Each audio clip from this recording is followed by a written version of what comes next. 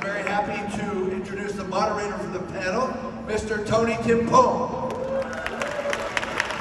Thank you, Terry. Hey, how many Alien fans do we have in the audience? Well, the scariest entry in the series opens on August 16th from 20th Century Studios in Disney. You want to check out the trailer on the big screen? All right, this is the teaser. Let's check it out. And then we'll bring on our special, incredible guest. Is there a movie to get more excited about at Monsterpalooza than Alien Romulus? I don't think so. And here to tell us all about it is, let's start with the effects team. Then we have veterans of the entire Alien series with us. He's worked on Alien 3, Alien Resurrection, the Alien vs. Predator movies. In addition to It, Prey, The Predator, Tremors. Let's give it up for Alec Gillis!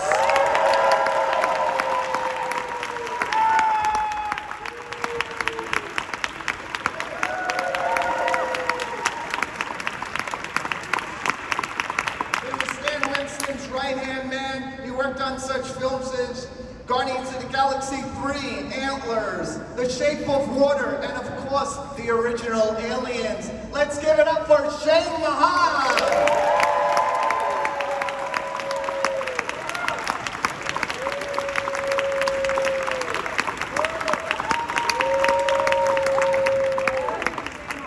I can't imagine a better writer-director to take on the mantle of the Alien franchise than our next guest. He directed the Evil Dead remake. How many folks like that one?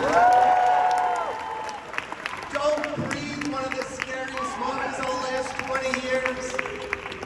And he was the producer on the recent Texas Chainsaw Massacre. Ridley Scott loves this guy. You're gonna love him too. Let's give it up for Fede Álvarez, director of Alien Romulus.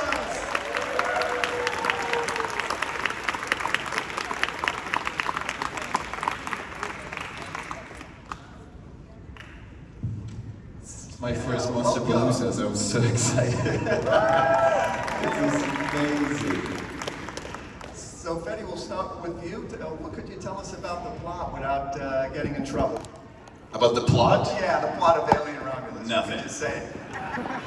Not because I'll get in trouble. I don't give a shit about that. It's just really more about, it's for me that Friday night when people go to the movies and you show up and the movie start is such a magical, precious, sacred moment that I don't want to fuck that up by just telling you what it's about and then you walk in kind of knowing what it is. I think all I want to do is make sure that we show enough for work that you go like, fuck, now I have to see this. And it's always better not knowing. Most of my favorite movies, I watch it without knowing anything about it. Just grabbing a VHS, look the cover, look the back, go like, what, this is fucked up. Let's go watch it. And you have no idea what it is. So hopefully this will be the same, so I won't tell you nothing. Could you at least confirm where it fits in on the chronology of the Alien series? Yeah, when I start the process of writing, we're really given all the freedom in the world by the studio, like to write what is, my ideal Alien movie. And so you kind of, because the style is so different, and when I'm trying to decide, I was like, you kind of tempted between, what do you want to do, the style of the first one or more the style of the second one? And I realized to make any fan of Alien choose between 1 and 2 is a perverse question, right? You should never make people choose. So I was like, okay, if I set it right in the center between those two worlds, we can really embrace elements of both movies. So it takes place kind of roughly right in the middle between on the timeline. 1 and 2, stylistically, and the vibe of the movie is pretty much what would be the sum of those two movies combined. And was it one of your goals to make Alien scary again when you took on this project? Well, I don't know if it's a goal. It's just like, it's just the only way I know how to tell stories. I try to sometimes and not make them scary, and they always end up fucked up in some way or another.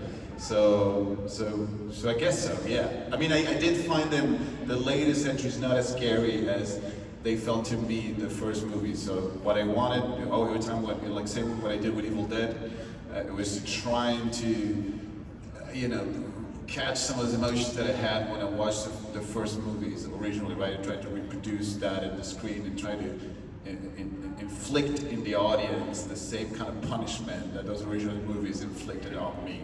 So that's hopefully what this one will do on you. And part of the way of it getting back into the groove of those earlier films, first and second, was bringing back these geniuses who worked on Aliens On. Could you talk about working with Shane and Alec and the marching orders you gave these guys? Well, this is a true story. They know this. The way Hollywood works normally is that you kind of get one company to do most of the work because you get a better price out of these guys. They're very expensive people. So the way you negotiate the prices, I'll give you everything, so you bring your price down. And when we're in the middle of that, I had met both of them, and I knew, and a lot of people involved with Aliens as well. I had a lot of the artists involved in those movies as part of my research. And when it was everything was about to go in one direction, I realized, no, fuck, this is wrong. I want to work with all of them. Not only I want to work with all of them, but I wanted to see them working together because I grew up, I watched these guys talking when they were 20 years old, sitting together in a chair, like on the set of Aliens, and it's been a dream come true to me. I told you guys this, like there was a moment on the making of this movie, although they have the different creatures that they deal with, because these movies, and even this one, it might feel to you guys, way bigger budgets and whatever, but that's never enough for what you want to do. So there was moments where they end up working together because they were helping each other, like him with his creature and vice versa. Their teams end up being under the table, puppeteering, and there was tears in my eyes those days where I could really see them working together again, doing those things that I watched them doing when you were in your 20s. So it's been a complete recon, and that was also the plan, to bring them all together. Everybody, like there's a lot of people that just want to be on this movie, like this you guys amazing. We even got Phil Tippett to do some stop motion for us. Tippett, that is so cool. Yeah, so it was, and the Weta Workshop guys in New Zealand that worked a lot with us as well. For them, it was a dream to work with them and to collaborate, and so it was, and even the local guys in Budapest when we shot the movie, Ivan, who had been at Stan Winston Studio when he was 20, and now he was so happy that we have a photo of all of us together, all the creature effects team there. It was truly a one-in-a-lifetime experience. Shane and Alec, could you talk about how this fits in with the work you did on your previous Alien films and how it was going back to the original in a lot of ways? Well, I hadn't worked on, our crew hadn't worked on an Alien film since James Cameron's film, and that's where Alec and I worked together last on an Aliens film. So that's what Fede's talking about, and that was a real return to a magical moment in my life when I was working on the sequel to a film that was something I held in high regard, because when the first film came out, it was a milestone in many, many ways. And I never thought that I would work on a sequel to it. And being able to return 30-some years later, the call came out of the blue from Fede. So I never expected it. We never expected it. A great many of our crew are in the audience tonight, and I must credit them for everything, because at this point I'm rather a conductor of a fine orchestra. You can't do it all yourself these days, and that's a big change from 1985 to today. And that it just made me so happy to see this creature come back alive and be given the chance because of Fede, and to work together again with Alec on set. It was like it was only last week. It was really something else. Yeah, there was a moment where Shane and I were on one of the sets, and the sets looked exactly like they could have been an Alien or Aliens, and we're both sliming our creatures. We stopped and looked at each other and said, "My God, it's like 1985 again." And at that moment, we realized we are the Joan Crawford and Betty Davis of practical effects. I'm the blonde one. He's in the wheelchair. He's baby Shane. I made him eat a rat the next day. No, seriously though, it was really great to be part of a dream team, and I got it when I learned that it was Shane and Legacy, my crew, my new company, my solo company. Oh, well, thank you. And my crew's here tonight too. Some of my folks are here. Where are they? They're back in the cheap seats. I know every one of your names, damn it. Did you guys feel the spirit of Stan Winston when you were recreating some of those earlier milestones? His spirit is always there. You know, you can't shake that. You just can't. And there's a lot of lessons from that moment that I would implement into the new creature, because I could hear Jim Cameron's voice saying, "Why don't you make this thing just constantly drool with a mechanism?" And that's what the guys did. They made something that would constantly drool. So you take those lessons and implement them and make it better. You know. I think also that between Jim and Stan Winston, those lessons have always been there in the DNA of the practical effects that we've done, what you've done, and it was really just a great opportunity to work for someone like Fede, who is a huge fan of not only those original movies, but practical effects in general. So for me, this guy is part of the new breed of directors who gets what we do and will fight for us to get our stuff in his movies.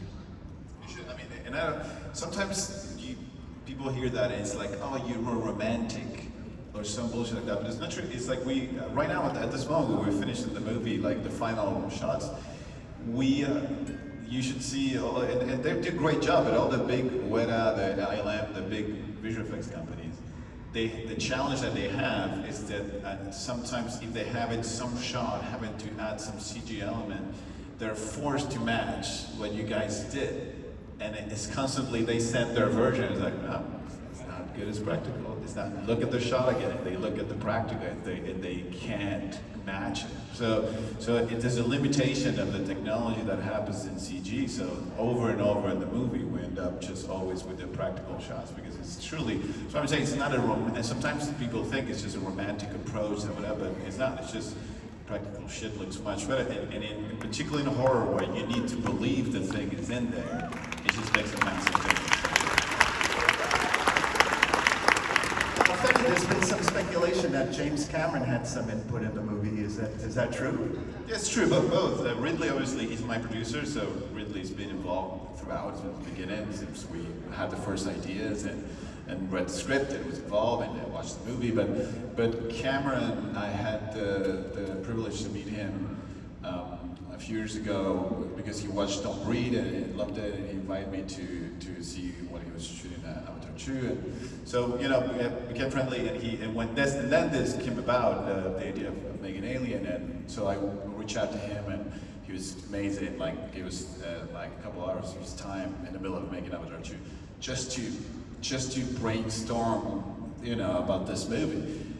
And also, but most of the biggest input, I tell you, was early on discussing aliens and making me he made me understand that he said to me, like, you have to understand that to make a movie like this be special and really transcend, whatever your budget allows you, you have to push for a lot more, and you won't have the money, so that means you have to do a lot yourself, and you have to be involved with every detail, and you really have to be there. Like this, it doesn't happen by just leaning back and see, and hire a bunch of people. Like, you have to be there with everybody and truly put your heart and soul in it.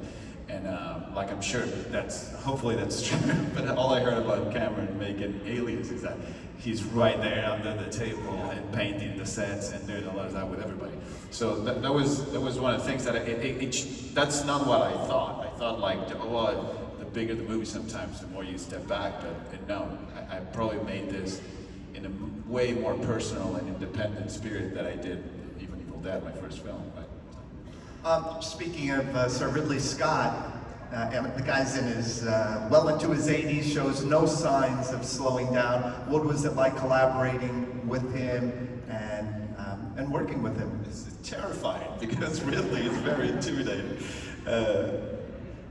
It's scary to get into a phone call like we did at the beginning of this project and talk to Ridley and tell him, what do you think an alien movie should be, right? That's really cheeky of me. But that was terrifying. But he's really been amazing. But also Ridley is brutally honest.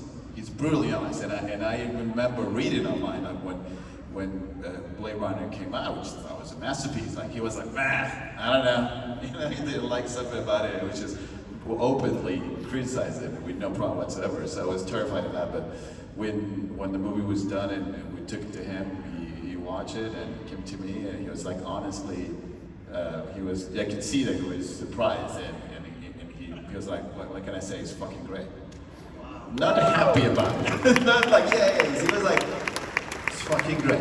And that's an exact that's quote. the best thing. Exact quote, right? He's truly been amazing and super supportive of the whole process. So, total dream come true. I wouldn't have done it if I felt like he didn't want me to do it, or there was any, for me these things are sacred, and so many of this world comes out of his imagination. So it's something that I want to treat with a lot of respect, and thank God he's been with us all the way. Great. Tell us about the cast you've assembled for the movie. Some of the young actors. It's all young people. Like I didn't want to have any stars, anybody that you know too much. I think it's always, for me again, the best experience I had watching movies was all fresh faces that didn't allow me to imagine these are actors or these are people that I associated with anybody else. But they're being amazing. They were really truly. I mean, they did with them, and they care as much as we all did, which is what you want from your cast, to be ready to die for the film. For me, the whole, there's a thing I say to everybody usually on the first day of shooting, as we discuss with the actors and applies, is there's a story of this architect building some like big cathedral in the 1800s, and there's 3 bricklayers, and he goes to the first one, he was like, sir, what do you do? He was like, I lay bricks. Okay. Second guy, what do you do? He was like, I build in this church. It's like a big architectural thing, like, great. Third guy is like, what do you do? He's like, I build in a house for God. And I always said, the third guy is what we should be, like understanding that when we do it, it is fucking sacred and people really care about. And you never think of like, I do this, I'm a grip. I'm like, no, you are doing something magical and really special that moves me and a lot of people that really care about this. So all the actors that was my casting process, was to see either the bricklayer or the one that's building the house for God. And all these kids and everybody involved in this movie felt that way, that they're building something very special for it. And the analogy here is like, you guys are God and we're building the house for you, but the audience is that at the end of the day. They're the ones that decide if it's shit or not. So anyway, so that's why they've been an amazing team. I can't wait for you guys to see them on the screen. Shane and Alec, how did Fede compare to James Cameron? Thank you. I gotta cover my ears, be in the back, then I'll come in. What was the question? What was it like working with Fede? That's better, thank you. Yeah, so you start. Okay, so Cameron and Fede are similar in that they both love to play with the toys. Fede's way of doing it is to, like, you get it all set up and then he comes over and he lies down on his stomach like a kid on the carpet playing with toys, and he manipulates the thing, the puppet, and he asks questions about it, and what can I do, and he gets on the controllers and he plays with it. And Cameron's version of that is to kick you out of the way and grab the controller and then, go like that, God damn it. So Fede has a very kind and gentle and quiet way of working, And both of them are great. There's no value judgment in what I just said, except Fede is really very appreciative of all the effort that goes into it, and he's appreciative of the crew as well, and just the kindness is really what comes through, I think. I love Jim Cameron, and I've said it a million times. From the first Terminator, when I worked on that, and the experience with Stan Winston and Jim, I've always said was like having 10 years of film school for me. That was really what it was. And I've always embraced and retained all of the knowledge of that film. I think it was a 42-day shoot and probably a 4 or 5 month pre-build. And I think of it and remember it like it was yesterday. And then of course Aliens, our experience on that film. And Jim was just he's a very hands-on, like Alec says. He's an artist in his own right. He does designs and drawings and paintings. But he's very much like Fede. Fede is very hands-on, wants to puppeteer things, wants to be involved. And I prefer directors like that. Every director's different, but I prefer the directors that are actually part of the crew and don't just sit and dictate from a room someplace far away. And also, it was a joy every morning coming to set. I didn't want the film to end, actually. And when you're welcomed to a set, when you feel like you're a part of the family, which is what Fede creates, it makes you work harder, and that's just really a testament to you. That's really it. What do you guys think is the reason that the Alien franchise has endured for 46 years now? It's the magnificence of the design that Giger came up with, first of all, and how Ridley created the world for a start. Dan O'Bannon and Ron Shusett script that had revolutionary concepts in both sci-fi, the mashup of sci-fi and horror. As you say, Giger was the perfect production designer with Ron Cobb to create the alien look and the Earth technology. And then you had the genius of Ridley Scott. It's like literally lightning in the bottle. Until 5 years later, James Cameron did his own version of it. Amazing. Well, personally, I think it's also the themes and the obscure part that you don't see behind that, which comes from the script and the creature design, and all that psychosexual bizarreness of that first movie that we still don't understand how it works in our primal brain while we watch it, and that's, I think, is one of the things that is still kind of get under your skin, and I find it that it's the mystery we haven't solved. I think usually that when they keep coming back is because there's a intention of still cracking the mystery, right? Like, I think if I watch another one, maybe this time I'll understand how this movie works on me. You know, it's like, you know, it's something really strange and attractive about it that usually has to do with that. It's like being attracted to someone. It's like, it's a mystery of what do you understand, why exactly you're so attracted to it. It particularly happens with these sort of things where, you know, they're violent and scary and why am I putting myself through this over and over again? So there's something that doesn't have easy answers, and I think best art is always about questions. So the more these movies are mysterious and strange, the more we are attracted to them. And I think there's a lot of mysteries around that original movie in all the movies that haven't been answered yet. So it's still, I think we're still coming back to try to see if we can figure it out. Hey, do you folks have some questions for our illustrious panelists? Yeah? Okay, we have mics in the center here. We'll turn up the house lights, and if you want to get online, ask some cool questions for everybody. Let's bring the lights up a little. Yeah, we'll start with this guy on the right. Hi there, my question is for Alec. You are one of my idols. I'm a huge fan of your body of work. What I want to know is, what is your you've been with this franchise for a long time. What is your favorite memory between working with James Cameron, Tom Woodruff, throughout this franchise? What has been your favorite memory?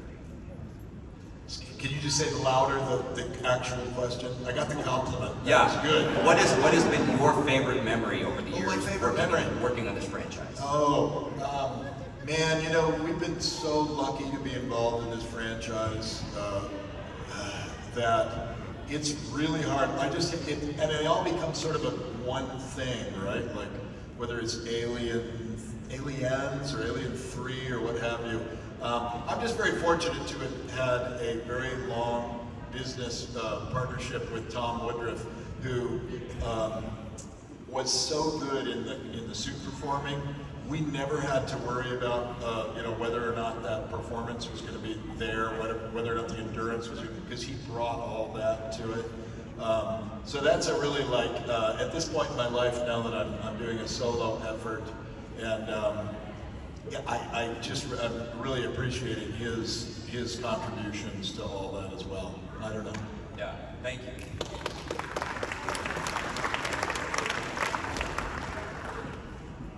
Yeah. First off, thank you very much for coming to Monsterpalooza. The trailer's exceptional. Aliens is my wife's and my favorite horror franchise, and you did us proud. It looks so good. I can't wait. I was hoping you could settle a debate between me and my wife. Canon's Aliens, is it an action-adventure movie with elements of horror, or is it a horror movie with elements of action-adventure? That's that question for me. Again, ask me again, if it is Alien is horror with action or Aliens. action with horror? Cameron's Aliens. Cameron's Aliens. I think the thing is depend how old are you when you watch it, I guess. It really changes it. And I was born in '78, so actually I watched Aliens before I watched Alien. And for me it was fucking terrifying. So if anybody tell me after I watched that movie when I was like 9, 10, yeah, that's an action adventure. Well, no, Indiana Jones is action adventure. This is something else. So I would say that the horror element and the suspense and horror comes first on all of them, even on Aliens, and then everything else is what drives the story. I think the map of the plot. What style is it? If it's survival, you're running away, and if it's action, you tend to want to engage in action. So there's kind of all those genres, all those labels that have more to do with what moves the plot, right? And what direction the characters are they going towards the horror? Are they running away from the horror? Being chased? Is it chasing their head? All those sort of things have to. So I think have to do with the plot. So, but at its core, the emotions that at least it gave me that I was. And I think what people go looking for when they go see Aliens is horror above all things. It's to be scared and thrilled. So it's that horror suspense. Nice. Okay, right here. Really excited for Alien Romulus, and something I wanted to ask. Just always fascinated me because my folks have told me how when they saw the original Alien that they said people were vomiting in the aisles, and I've introduced the movies to friends, and they've told me it's given them nightmares. So, what do you think it is specifically about the Alien that makes it so nightmarish and so scary? I mean, you guys, you take that one. What do you think makes it so scary? The Xenomorph. Why is it so? I think it's because if you really analyze the design, it's very plausible. It looks like it could be a real creature. It doesn't look so fanciful or artificial that you don't disconnect it in your brain. I think Giger delving into the subconscious of the pseudo-sexual shapes. I remember I was 15 when it came out, which was the year Fede was born. So I had an aunt who was upset with the movie because she was like, "It's all penises and vaginas," and I was like, "No, it's not." And she's like, "You little idiot! Yes, it is." And it took me a couple years later. I was like, "Oh, she was right. It's all penises and vaginas." And then, but it's Giger knew what he was doing with that. And there's something about breaking down the subconscious that's why there's usually a sex scene in a horror film, because that breaks the audience down and makes you vulnerable. That's an actual science. There's a science to that kind of. You know, it used to happen a lot in the 80s before the, you know, certain factions kind of destroyed that in filmmaking. But you know, that kind of breaks you down and makes you vulnerable. But those shapes are all there. They're in the spaceship that they find, the ports that they find, and the shape of the creature. But it also feels like something that could be a living thing. The chest burster, the egg, the face hugger, they all look like creatures from the sea or something that could be real, and I think that that's why it works so well. How's that? Perfect, thank you. You can thank Aunt Lou for that. Okay, over, this side, I think. Or is it this side? This side here, left, my left. Hello, my question is for Fede. You've been able to play around in both like awesome horror worlds like Evil Dead and now Alien. Are there any other like horror franchises that you would eventually like to tell a story in? Anything else like that really popular? Not really. Alien was the only one that I don't make a lot of movies. I'm not. It's making movies is really hard, and if you really care, if it's something special and you really care, it's really hard. So I don't make a lot of them. But once, and this was the only one that I was like, fuck man, if I could do anything, I'll do Alien. But I don't think there's other. I think it's kind of it is the crown jewel of horror movies for me, right? The Alien. So it's hard to find something. I mean, Evil Dead was as well. It still is. But I'm open to suggestions. If everyone want to yell like, do one of these, I'll consider it. Awesome, thank you so much, man. Right here. So, Alien and Aliens were like foundational films for me when I was a kid. I watched them probably when I was a little too young. But anyway, I always saw the franchise not only as the Alien franchise, but as like the Ripley franchise. So for Fede, I was just curious, how do you approach this new, well, before this, after Resurrection, there was spin-offs like AVP and prequels, but now this is like, feels like the next main Alien movie after Resurrection. So how do you approach the next main Alien movie without continuing the story or having the main character or anything like that? Well, because I would say that I don't disagree. Ripley becomes the franchise, right? It becomes the heart of it. Though I don't think there's Alien without the Xenomorphs, so it's equal. It's in equal parts. But when I did a lot of research, I was in the process of making the first film and Alien, like Ripley wasn't necessarily at first like, you know, this is gonna be the hero, right? Like it's just actually when you watch the movie with fresh eyes, which is part of what I do to prepare for this movie. I do screenings for people that don't even know what it is, so you can see how people, the closest as possible of what it will be people's reaction back in the day. So, which is fantastic. You should definitely do it if you haven't done it. Show someone Alien. If they don't know anything about it, it's great because at lunch, you know, in the middle of the movie, they go like, now what? The creature's dead. There's nothing has happened in this movie. They're all having breakfast happily. It was like, wait. So but one of the things you learn is that Ripley's not even on that great shot when the pods are opening and everybody's waking up. It seems to be the movie more about John Hurt than anybody else. Like she's not even in the shot. You can even find. I think you probably see her legs in the back, but there's something about that story that just tells you don't know who's going to be the hero. You don't know who's the center. Ripley could have died in the middle of it. You go like, sure.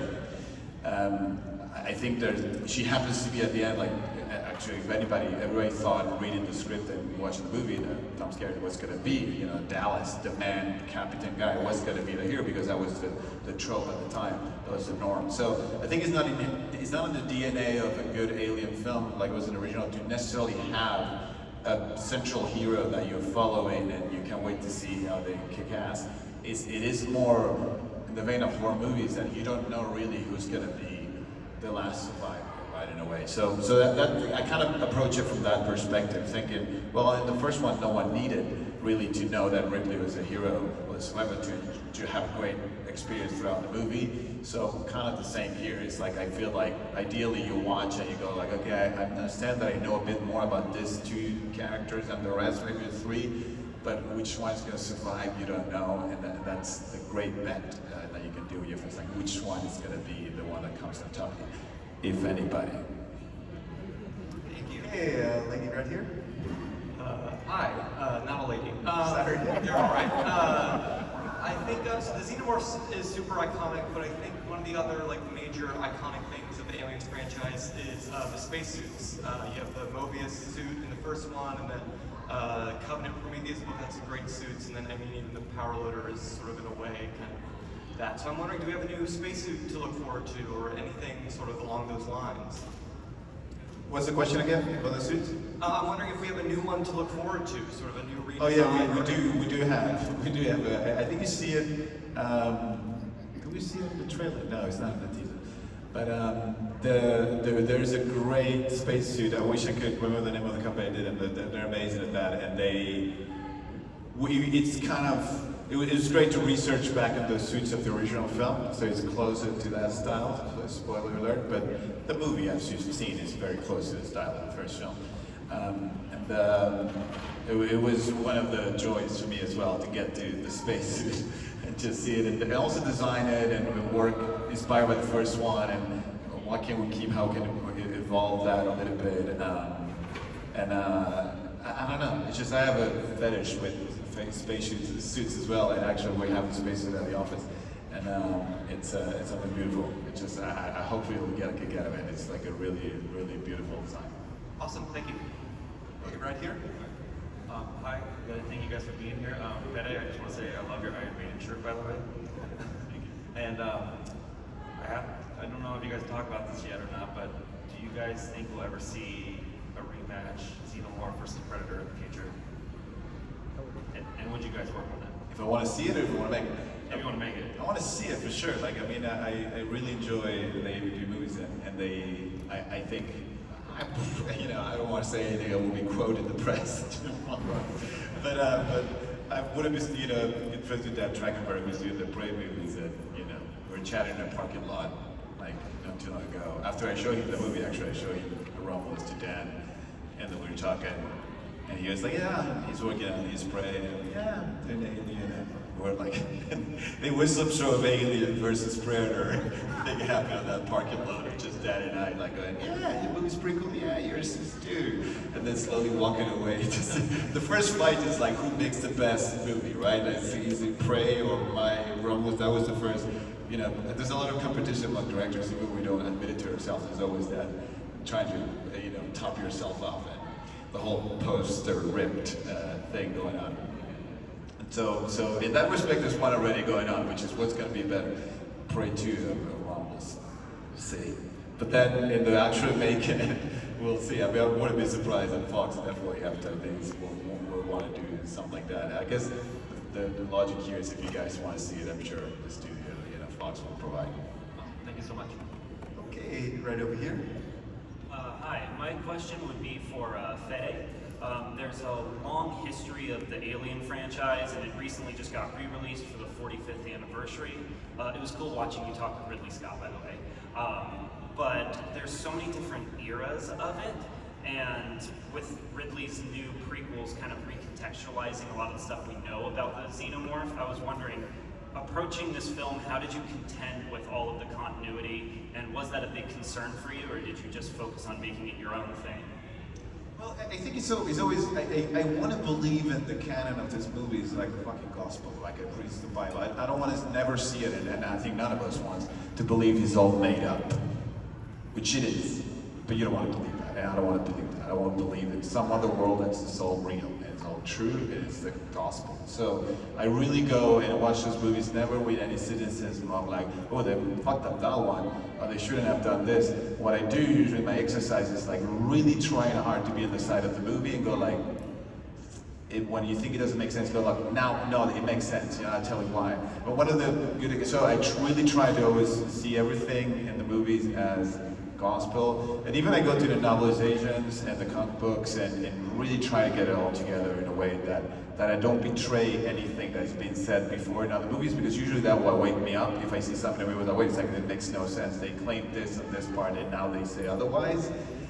So I really try really carefully on the story level and script level to never betray what's canon on these movies, but it's always part of collaborating with it. I love these movies, and even the ones that people go like, that one was like, loved it too. They always gave me a great moment in the theater, or something to talk about it, or stayed with me. Even if it was because I was mad at the movie, stayed with me. And that's always preferable to the indifference of watching something and go like, no, whatever.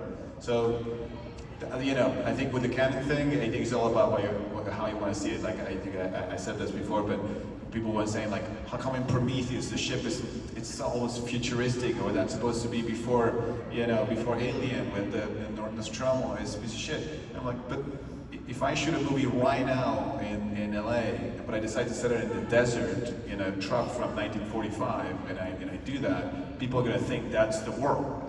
But you're just seeing a truck in the Mojave Desert. It doesn't mean that's the universe. So I think in the first movie, you get to see an old truck. Doesn't mean it is a truck. And Prometheus is the ship of the richest man in the world. So then suddenly that makes sense. You go, oh yeah, that makes sense. I didn't know that existed. No one said it in Alien that all holograms didn't exist. We just didn't see them. So again, it's all how much you want to collaborate. I think this is a game we play all the time. You want to play, you collaborate. You go in, you go, yeah, I get it. Once you get older, you watch these movies with your arm crossed going like, no. But when you're a kid, you want to collaborate. Most of us watch those movies that change our life when we're 12. That's the truth.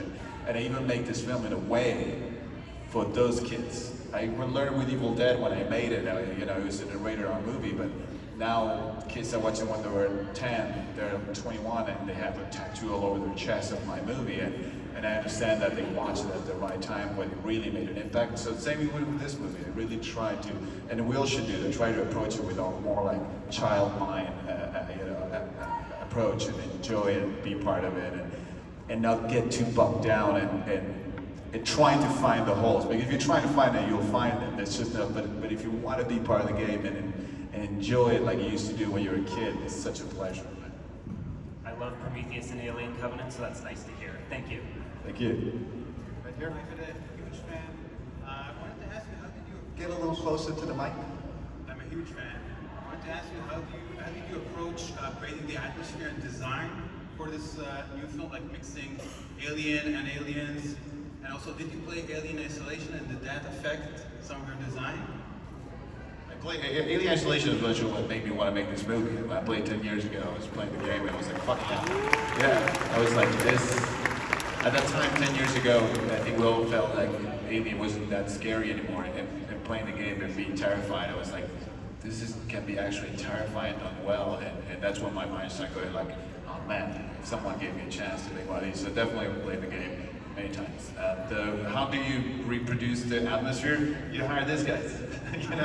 you hire the people that worked on them and know them pretty well. And it's like I always say, which is the trickiest part with making these movies. It's like, imagine there's a restaurant that you went when you were 12 and you had the best burger in your world, right? It's that restaurant. That's what these movies are. There was a time and a place, you went, you had this thing, change your mind, blow your mind, loved it.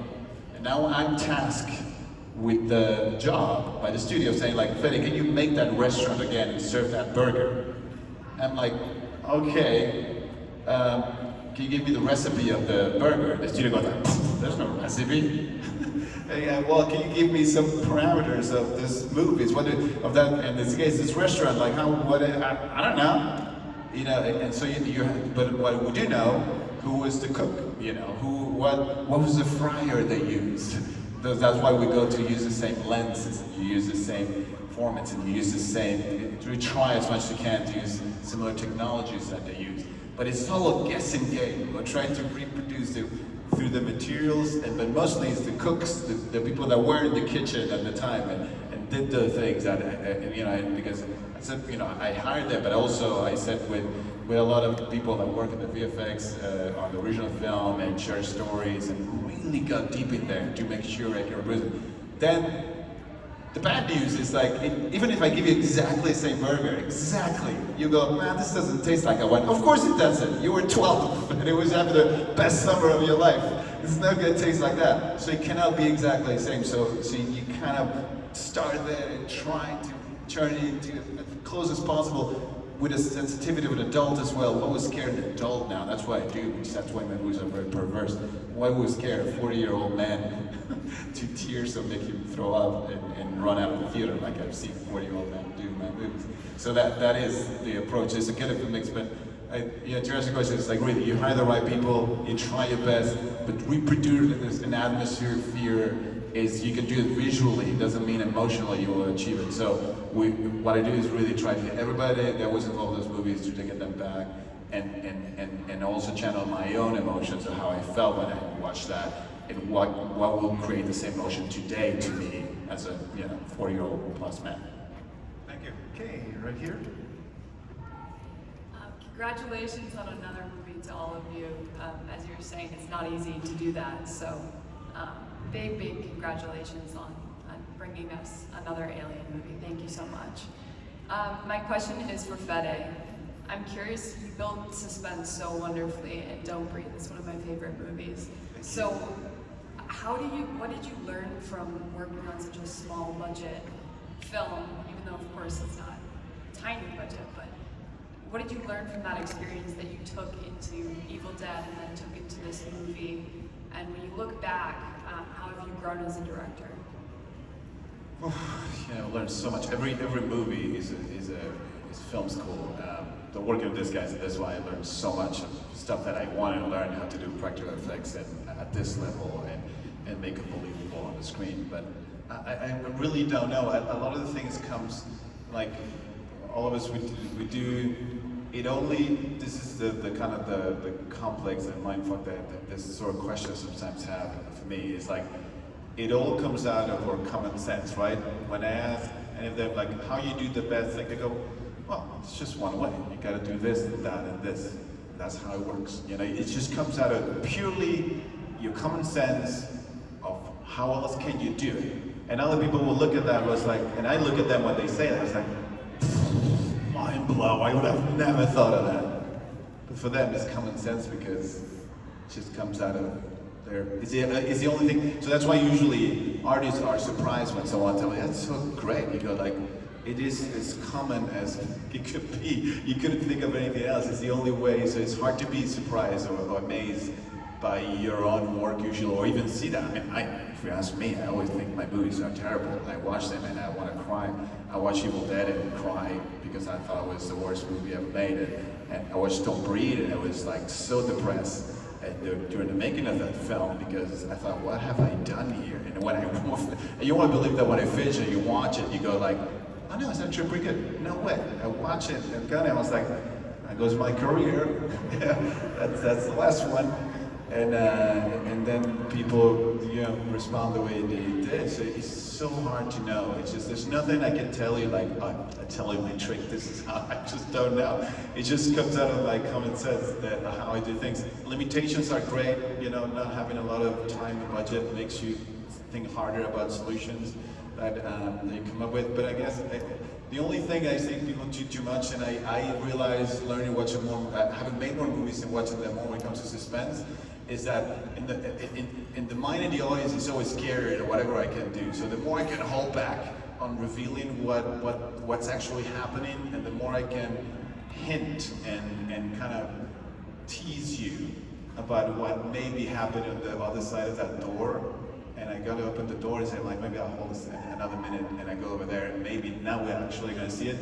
The more you build the movie you want in your head, then obviously when you open the door, it better be great, or even better than the way you imagined before. But I think suspense is all about that. It's just like make sure you cannot wait to know what's on the other side of the door, and hold as much as you can. Don't let the music tell people how to feel. My movies are very, dry in that respect. There's a lot of, I even put no sound sometimes on a lot of shots. Don't Breathe has a lot of that. This one has a lot of that. You might have a long shot approaching someone's back head and turn it around. There will be no sound whatsoever. In my movies, I even strip the ambience. Movies put ambience, which are stuff like that. I just take it all out. is all quiet, so people in the theater just don't even dare to go for the popcorn because it's so quiet. So a lot of like playing, you know, it's basically making sure that your mind turned against yourself, basically, and make the heavy lifting for me. Okay, right here. Hello guys, first I want to thank Monsterpalooza for organising such a cool event. It makes flying all the way from Spain worth it. So thank you so much. And you guys are legends. My question is, especially for Alec and Shane, especially after the strikes and COVID, what advice would you give someone like me from Spain who can't find a lot of work there because there's not a lot going on, but for example, I want to work in bigger projects in different countries and different stuff and start working now. What kind of advice would you give that person? You have a producer, you said? No, just in the special effects. Like special effects, yeah. It was a little echoey. I didn't hear the first part of the What question. advice you give to someone in special effects, right? I want to Yeah, get they will involved. start out like making monsters and things like that. Special effects. Advice for special effects. It's very difficult right now because, you know, there's not a lot happening in this town right now. Some things are happening in other places in the world, but it's not an easy route. And when Shane and I were coming up, it was a very different landscape. Like when we were coming up, there wasn't a lot of information on how to do stuff, and that was bad. But there also wasn't a lot of competition, and that was good. So really all you had to do is like figure it out, make your mistakes, build it. So those are kind of where we come from, is just get out there and make mistakes, build stuff, don't worry about the end result or any of that kind of stuff. Just do it, enjoy the process of it, because that's the only thing that you can really control. You can't control the outcome or employment or whatever. Nowadays it's a little different, that there's tons of information, but it's hard to find the opportunities, at least on the level that we're used to. Unless you're creating your own opportunities of making short films and making stuff and putting it out. But I think the unifying factor between both the past and now is that you should enjoy the process. And if you can't imagine yourself not doing it, then you have to do it, right? But if it's something that you're on the fence about, you kind of like, you don't kind of like, then don't pursue it. And then also, like, you always hear a lot of talk about, like, don't have a plan B because you're going to destine yourself to failure. Maybe, I don't know. But also, you have to pay your rent, right? You have to take care of the real world things. So you might need to work as a barista or some other job so that you can afford clay, so you can afford paints, all that kind of stuff. I'm trying to move along quick because I know we're limited here. All right, where you folks going to be on August 16th? Alien Romulus.